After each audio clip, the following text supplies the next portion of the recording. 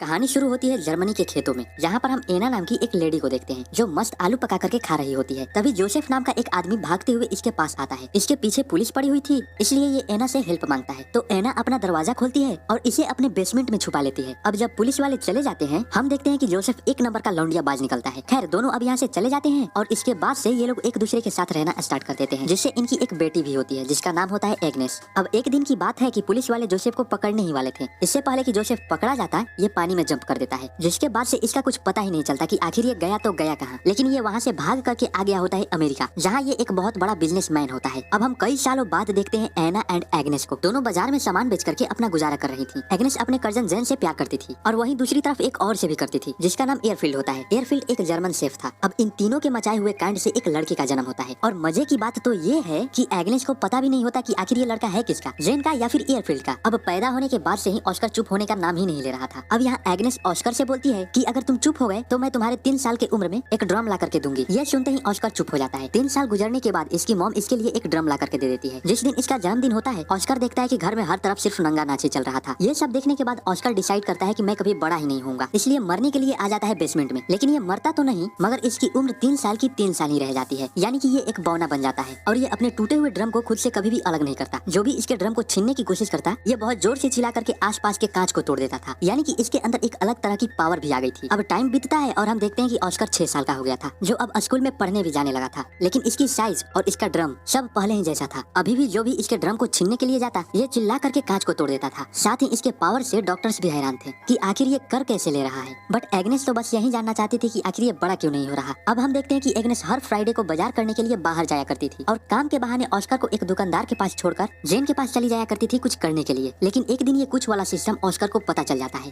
खैर, अब यहाँ से सीन शिफ्ट होता है कई सालों बाद, जहाँ ऑस्कर अब 12 साल का हो चुका था और अभी ये एक सर्कस में आया हुआ है, जहाँ बौने लोगों को परफॉर्म करता देख एग्नेस को लगता है कि इसका बेटा भी बौना ही है। सर्कस खत्म होने के बाद ऑस्कर एक बेकरा नाम के एक बौने से मिलता है, जो ऑस्कर के इस टैलेंट को देख करके काफी इंप्रेस होता है और इसे अपने साथ काम करने के लिए इन्वाइट करता है। तभी यहाँ इसकी मॉम आ जाती है और इसे यहाँ से लेकर के जाती है। अब कुछ दिनों बाद हम देखते हैं कि जिस दुकान पर एग्नेस ऑस्कर को छोड़कर जाया करती थी, उस दुकान का आदमी एग्नेस से लव करने लगा था। बट एग्नेस बोलती है कि चल बे चल हट, और ये बोल करके यहाँ से निकल जाती है। अब कुछ दिनों बाद एग्नेस को पता चलता है कि ये प्रेग्नेंट है, जो जेन का बच्चा होता है। इसलिए एग्नेस इस बात को लेकर के हमेशा परेशान रहने लगी थी और इसी टेंशन में ये कच्ची मछलियां भी खाने लगी थी। वहीं इसके हस्बैंड एयरफील्ड को इस बात से जरा सा भी मतलब नहीं था कि एग्नेस के पेट में किसका बच्चा है। एयरफील्ड तो बस यही चाहता था कि एग्नेस बस खुश रहे। बट एग्नेस ने ऑस्कर को जब से जन्म दिया था, तब से इसको जरा सा भी खुशी नसीब नहीं हुई थी। इसलिए एग्नेस इस बच्चे को जन्म नहीं देना चाहती थी और फूड पॉइजनिंग की वजह से एग्नेस की मौत हो जाती है। अब इसके कुछ सालों बाद हम ऑस्कर को देखते हैं, जो अपना ड्रम ठीक करवाने के लिए जेन के साथ एक दुकान पर आता है। साथ ही ये वो दौर चल रहा था जब जर्मनी पोलैंड पर हमला कर उसे अपने कब्जे में लेना चाहता था। तभी पोलैंडी जर्मन्स पर हमला कर देती है और इस हमले में जेन मारा जाता है। बट ऑस्कर यहाँ से बच करके निकल जाता है। अब यहाँ से सीन शिफ्ट होता है कुछ दिनों बाद, जहाँ एयरफील्ड एक लड़की को अपने घर के काम के लिए हायर करता है, जो घर के काम को करने के साथ साथ ऑस्कर का भी ख्याल रखती थी। अब कुछ दिन गुजरने के बाद ऑस्कर को मारिया से प्यार होने लगा था, इसलिए जब भी एयरफील्ड अपने काम पर चला जाया करता था, रात को दोनों मिल करके बेड पर कुछ किया करते थे। मारिया भी इस कुछ चीज को लेकर के बड़े मजे ले रही थी, इसलिए ये ऑस्कर को कुछ नहीं बोलती। अब एक दिन ऑस्कर को पता चलता है कि एयरफील्ड का यानी इसके बाप का मारिया से चक्कर चल रहा था। मारिया एयरफील्ड से बहुत प्यार करती थी, बट एयरफील्ड मारिया का बस इस्तेमाल कर रहा था, इसलिए मारिया रोने लगती है। ये सब देखने के बाद ऑस्कर मारिया को संभालने के लिए इसके पास आता है, बट मारिया ऑस्कर को बौना बोल इसे लात मार देती है। अब इसके कुछ दिनों बाद हम देखते हैं कि मारिया प्रेग्नेंट होती है, बट ऑस्कर को ये पसंद नहीं आता, इसलिए ऑस्कर इस बच्चे को मारने की कोशिश करता है, बट मारिया ऐसा होने नहीं देती। अब कुछ दिनों बाद मारिया को एक लड़का होता है, जिसे पाकर के सारे लोग काफी खुश थे। लेकिन ऑस्कर इस बात से जरा सा भी खुश नहीं था, क्योंकि इसे ऐसा लगता था कि ये बच्चा इसका है। अब अगले दिन हम उसी बौने को देखते हैं, जो उस सर्कस में काम किया करता था, जो फिलहाल वर्ल्ड वार 2 के दौरान एक बहुत ही ऊंचे ओहदे पर काम कर रहा है। यहाँ ये बौना ऑस्कर से मिलता है और इसे अपने टीम में आने के लिए इनवाइट करता है, क्योंकि ये पेरिस में अपने टीम के साथ परफॉर्म करने वाला था। तो ऑस्कर इनके टीम को ज्वाइन कर लेता है और अपने टैलेंट की मदद से पेरिस में लोगों को इंटरटेन करने लगता है। इसी बीच ऑस्कर को अपने ही टीम की एक लड़की रोजमिता से प्यार हो जाता है। इसके बाद से हम देखते हैं कि ऑस्कर अपने बौने दोस्तों के साथ अपनी जिंदगी बड़ी ही मजे से काट रहा था। लेकिन एक दिन इन पर अमेरिकन सेना का हमला हो जाता है और इस हमले में रोजमिता मारी जाती है। ये देख करके ऑस्कर काफी ज्यादा सैड हो जाता है, जिसके बाद ये वापस अपने घर को आ जाता है। घर आने पर ऑस्कर मारिया के बेटे को एक वैसा ही ड्रम गिफ्ट करता है जैसा इसको इसके मॉम ने इसके 3 साल की उम्र में दिया था। ऑस्कर के आने से मारिया जरा सा भी खुश नहीं थी, बट एयरफील्ड बहुत ज्यादा खुश था और एयरफील्ड ऑस्कर से उन लोगों से भी छुपा करके रखा, जो ऑस्कर का इलाज करने के लिए ऑस्कर को हॉस्पिटल लेकर के जाना चाहते थे, क्योंकि एयरफील्ड को लगता था कि ऑस्कर एबनॉर्मल नहीं है। अब शहर में तनाव का माहौल होने लगा था, यानी कि युद्ध का माहौल, इसलिए रेडफील्ड अपने परिवार को बेसमेंट में छुपा करके रखता था। लेकिन एक दिन रूसियन सिपाही इन पर हमला कर देते हैं, जो अंदर आकर के इनको काफी ज्यादा तंग करने के बाद एयरफील्ड को मार देते हैं। ये देख करके ये दोनों बहुत ज्यादा रोते हैं। अब अगले सुबह एयरफील्ड के दुकान पर एक आदमी आता है और ये इस दुकान का नया मालिक था। ये ये आदमी इस दुकान को कब्जे में करने के बाद ये आदमी एयरफील्ड का फ्यूनरल कर देता है, क्योंकि इसने भी हाल में ही अपने परिवार को खोया था, इसलिए परिवार के खोने का गम ये अच्छी तरह से जानता था। दैट्स व्हाई ये इनकी हेल्प करता है। अब ऑस्कर को भी समझ में आ जाता है कि एयरफील्ड के सिवा इस दुनिया में इसका कोई भी नहीं था, इसलिए ऑस्कर डिसाइड करता है कि ये फिर से बड़ा होगा। जिसके बाद ऑस्कर रेडफील्ड के साथ साथ ये अपने ड्रम को भी दफना देता है। तभी अचानक से इसे कहीं से पत्थर आकर के लगता है और ये यहीं पर बेहोश हो जाता है। अब यहाँ पर एक आदमी बताता है कि ऑस्कर अब बड़ा होने लगा है। अब लास्ट सीन में हम देखते हैं कि एना को छोड़कर शहर के सारे लोग इस शहर को छोड़ करके किसी दूसरे शहर में जाने लगते हैं और इसी के साथ ऑस्कर को पता चलता है कि इसके चिल्लाने की शक्ति भी चली गई है। और लास्ट में उसी खेत के साथ एना को दिखाते हुए मूवी यहीं पर एंड हो